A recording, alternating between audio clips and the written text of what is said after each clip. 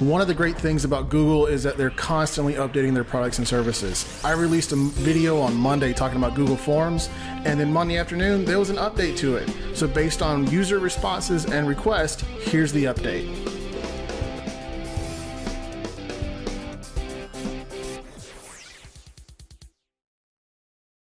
Welcome back to another Mr. Lee Teaches video on how to use Google Forms, and not just Google Forms, because I've already done a video on that, link in the description.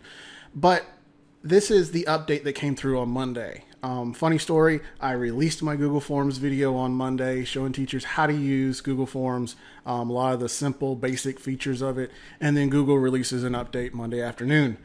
So here is the follow-up to my video from Monday showing you the new features in Google Forms. So we'll open up a new form, and one of the cool things that Google Forms has been able to do for a while is data validation. So if you're asking for a specific thing, it can validate whether or not the response is what you're looking for. So if we put in, say, an email address, trying to collect that, if we click the three dots down here in the corner and go to response validation, well, it defaults to numbers, so you could do specific numbers, things like that, greater than, less than. So if you're looking for, a specific kind of number, there's lots of options for that. But now we can do text contains an email address. So now it's going to recognize whether this is a valid email address or not. So if your students don't have to be logged in, but you're wanting email addresses, or especially for parents, if you're sending this form out for parents to fill out to give you information like their email address, phone number, that kind of thing, you can do data validation to make sure that they put in a valid email address. Now, it may not work or they may not check it, but it'll at least be something at something dot something. Does that make sense? And so that's a huge feature right there.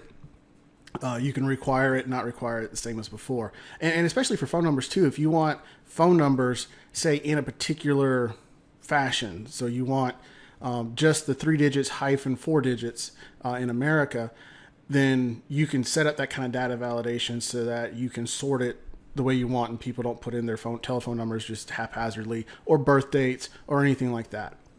Another really cool, and I love this because we used to have to use Doodle and other web applications to figure out when's the best time to meet, right? Well, now we can do multiple choice grid and checkbox grid. So I can say Monday, Tuesday,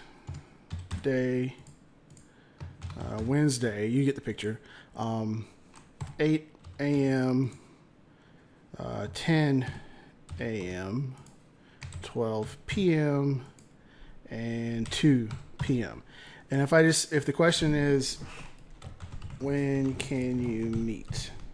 Now I can throw this in a really quick Google form. Let's preview it, see what it looks like. And so now if I'm taking this form, I can say, well, I'm available 8 a.m. and 10 a.m. and then 10 a.m. and 12 and then 12 and 2. I can put any kind of combination, and then if I get that response, those responses back from people, I can look through and see in the spreadsheet or in the responses when everybody can meet. So if we submit that, let's go back to our form. Now we have one response. Let's take a look at it. So now I can see that 8 and 10, 10 and 12. So I'll be able to get a graphical view of when people can meet. Super fast, super easy.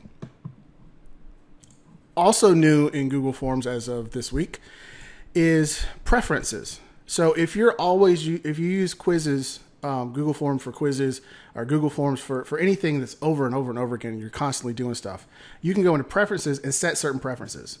So you can set your default quiz value. So you don't have to set that every time, because that's kind of a pain if you make quizzes a lot. So you can always set that at 1 or at 10, whatever. You can also make all of your questions required by default. And this is the big thing, which you may or may not want to do. But the big thing is you can collect email addresses by default. Used to be you had to remember to go and collect email addresses, and so many times you wouldn't put, what is your name on a quiz or a test, because they're going to collect the email address and I'll just be able to match it up from there, and that way the students don't have to lie or try to cheat that way. And then you forget to collect email address, and then you have 50 responses that you have no idea whose is whose. So you can go into preferences, collect email addresses, and then click save.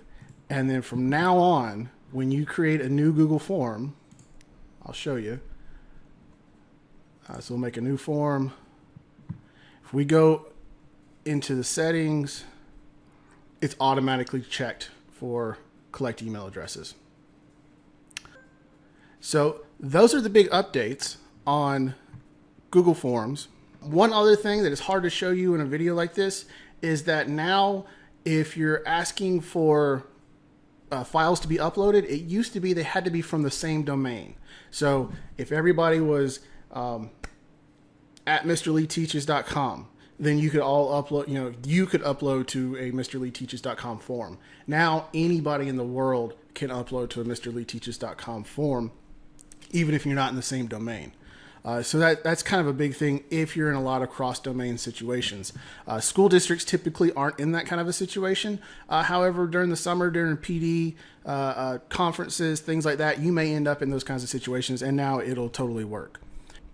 And one last thing, you can make sections in these forms, and I talk about that in my previous video, but now you can reorder sections. It used to be you could reorder questions, but you couldn't reorder sections. Now you can duplicate the section or move the section as a whole, not just individual questions.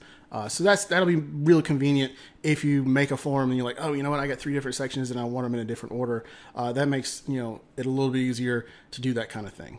So I hope you found this update to Google Forms update useful and helpful. And if you did, please give me a like down below and subscribe for any future updates to MrLeeTeaches.com videos.